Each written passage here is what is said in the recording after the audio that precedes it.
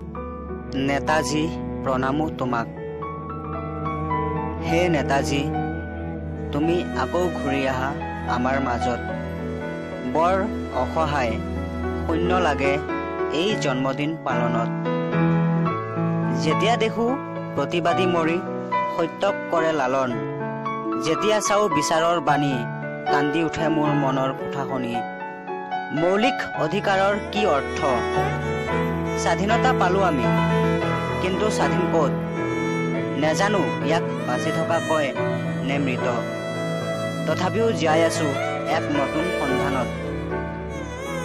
হে নেতাজী, 1945 চনত তুমি মৰা নাছিলা, আজিও জীয়াই আছা কৰবাত নহয় কৰবাত। সেয়ে তোমাৰ মৃত্যুৰ কথা আজিও ৰহস্য হৈ আছে।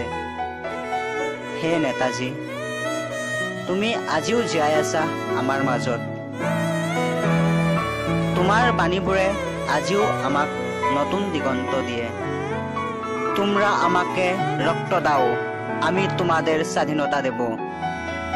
হে নেতাজী, তোমাৰ উদম্য সাহসৰ বাবে ব্ৰিটিছেও ভয়ত কঁপিছিলে। হে নেতাজী, স্বাধীনতা আন্দোলনৰ তুমিয়েই প্ৰথম অস্ত্ৰ ধৰোতা। আজাদ হিন্দু ফৌজ তুমিয়েই গঠন কৰোতা। তোমাৰ পৰাই আজি সামৰিক অসামৰিকৰ সৃষ্টি হৈছে। হে নেতাজী, তুমি আমাৰ প্ৰতিটো ভাৰতবাসীৰ মাজত মিহলি হৈ থকা আবেগ।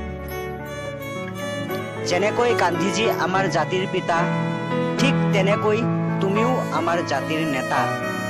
তুমি আমাৰ জাতিৰ নায়ক। হে নেতাজী, তুমি বিমান দুৰ্ঘটনাত মৰা নাছিলা, তুমি আজিও আছা আমাৰ মাজত।